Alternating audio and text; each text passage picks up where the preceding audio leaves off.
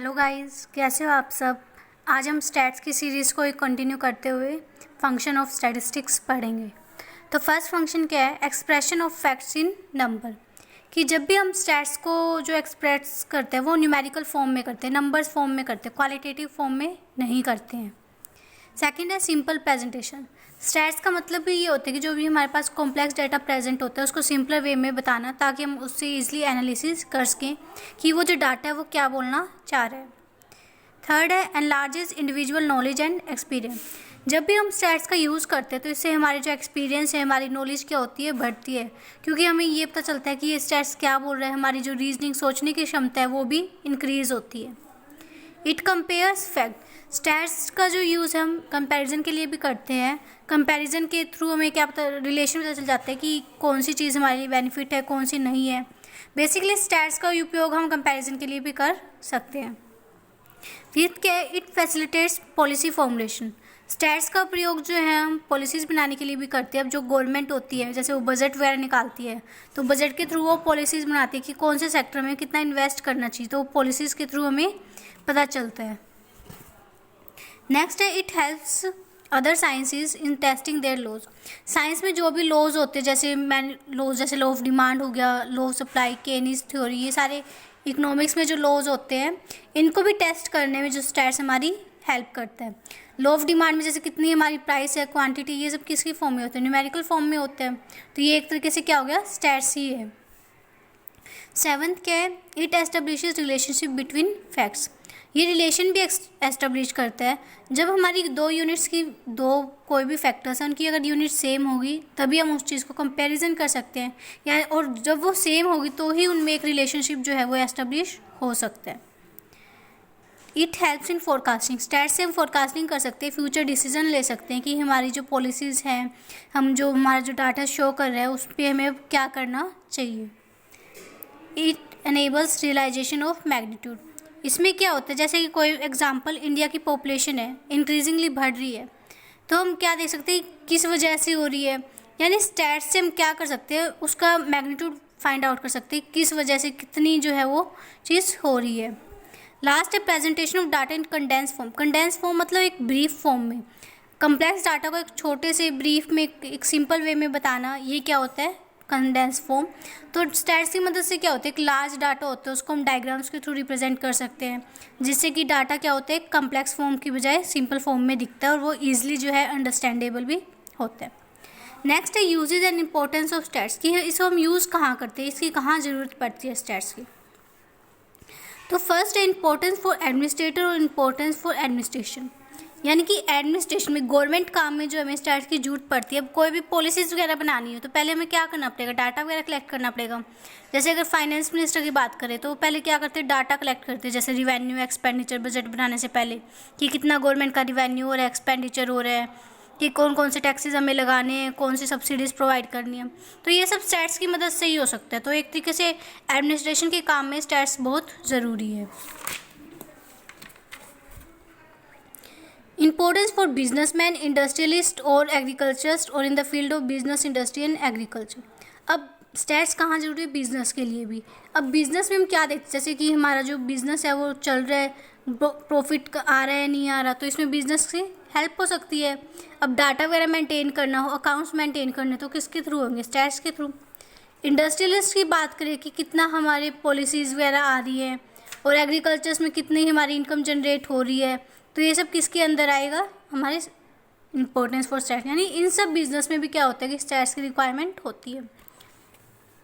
Third point है importance in economics. अब economics में क्या क्या मेन होता है, जैसे कंजप्शन, प्रोडक्शन, एक्सचेंज, डिस्ट्रीब्यूशन, ये सब फैक्टर्स हमारे मेन होते हैं। अब कंजप्शन की देखिए कि कौन सा कितना कंज्यूम कर रही है जो कंज्यूमर है। लॉ ऑफ डिमांड के थ्रू हम देखते हैं, जैसे प्रोडक्शन लॉ ऑफ सप्लाई के थ्रू, कि कितना हम प्राइस को एक्सचेंज कर रहे हैं, कितना हम डिमांड को, मतलब कितनी फैक्ट्री इनकम जनरेट हो रही है। तो ये सब इंपॉर्टेंस, मतलब इकोनॉमिक्स में जो है हमारे स्टैट्स भी रिक्वायरमेंट होती है। अब नेक्स्ट पॉइंट है इंपॉर्टेंस फॉर पॉलिटिशियंस और इन पॉलिटिकल फील्ड। अब पॉलिटिशियंस के लिए स्टैट्स की क्यों रिक्वायरमेंट है? ताकि वो डाटा को ले सके और अपोजिशन पार्टी के खिलाफ एक तरीके से वो जो है उसको यूज़ कर सके।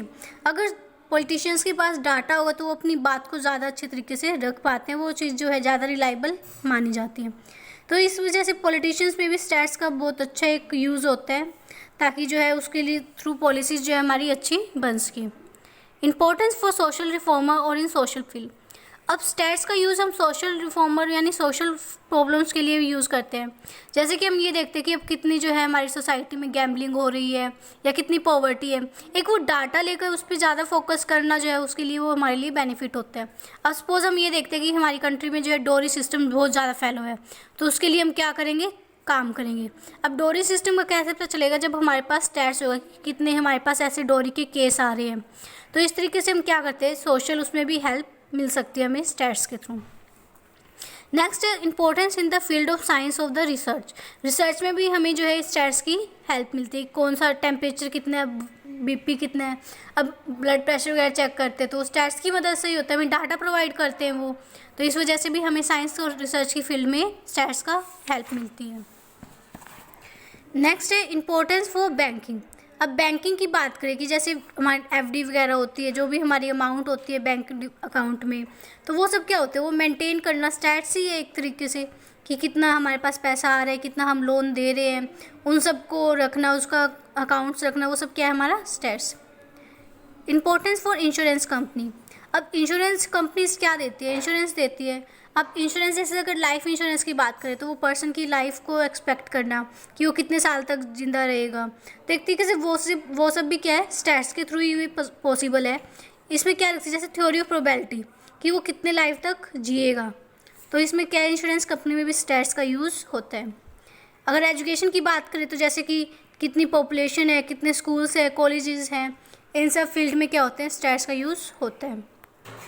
इकोनॉमिक प्लानिंग, इसमें क्या होता है हम डाटा को कलेक्ट करते हैं, उसके बेसिस पे प्रायोरिटाइज करते हैं कि कौन सी चीज़ों पे हम ज़्यादा फोकस करना चाहिए, जैसे शॉर्ट टर्म जो भी हमारी प्रायोरिटीज़ है, लॉन्ग टर्म पे हमें फोकस करना चाहिए।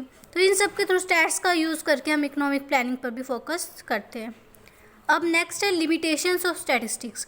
लिमिटेशंस में बट प्रॉब्लम क्या आती है अब स्टैट्स में, फर्स्ट क्या सिर्फ न्यूमेरिकल फैक्ट्स हैं।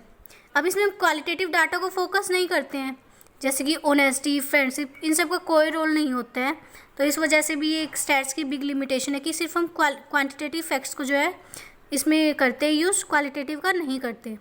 स्टडी ऑफ एग्रीगेट्स ओनली, इसमें एग्रीगेट्स का ये जैसे कि हमने फंक्शन पढ़ा था कि एग्रीगेट्स को ही बताते हैं, सिंगल वैल्यू का ये जो है स्टैट्स में कोई यूज़ नहीं होता है।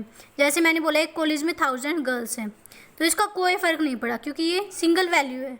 बट अगर मैं बोलूँ 1000 गर्ल्स एंड 2000 बॉयज़ हैं, तो ये क्या है कंपैरिजेबल है, मतलब कि कंपैरिजन कर सकते हैं। तो ये सबसे बड़ी लिमिटेशन है कि इसमें बहुत सारे फैक्ट्स होंगे जब भी जो है स्टैट्स का यूज़ होता है। जब हमारे पास सिंगल डाटा हो तो उसको हम यूज़ नहीं कर सकते हैं। नेक्स्ट है नोट द ओनली मेथड, ये सिर्फ मेथड नहीं है, ये सिर्फ स्टडी का है कि हम कैसे कंपैरिजन कर सकते हैं, सॉल्यूशन निकाल सकते हैं, बट हर चीज़ का ये एक अच्छा तरीका नहीं है। होमोजेनिटी ऑफ डाटा, स्टैट्स का यूज़ जब भी होता है जब डाटा क्या हो, होमोजीनियस हो, यानी जब यूनिट्स दोनों की क्या हो, सेम हो। जैसे अगर मैं एक तरफ एज ले रही तो दूसरी तरफ भी एज ही लूँगी, तो जब भी जो है डाटा कंपैरिजेबल बनेगा। तो इसलिए सबसे बड़ी लिमिटेशन है कि डाटा क्या होना चाहिए, होमोजीनियस होना चाहिए। Results are true only on average, stats में एक मेन लिमिटेशन क्या है कि रिजल्ट सिर्फ एवरेज बेसिस पे ट्रू होते हैं, ये एक्यूरेट रिजल्ट नहीं देते हैं। विदाउट रेफरेंस रिजल्ट्स में प्रूव, अब स्टैट्स में क्या होता है कि हर पर्सन की एक अलग अलग पॉइंट ऑफ व्यू होता है, तो जब भी हम स्टैट्स का रिजल्ट बताते हैं तो हमें उसका रेफरेंस देना पड़ता है कि हमें किस पॉइंट ऑफ व्यू से हमने ये रिजल्ट अनाउंस किया है।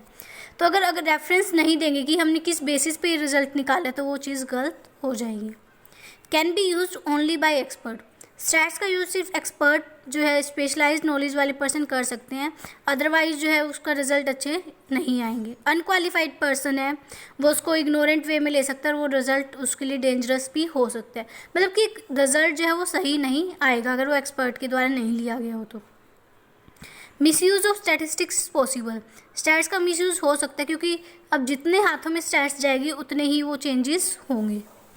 Only means not an solution, stats जो एक जरिया है, सॉल्यूशन नहीं है। स्टैट्स हमें सिर्फ ये बताते हैं कि हाँ ये हो रहा है, सॉल्यूशन नहीं बताता कि ये किस वजह से हो रहा है। Thank you.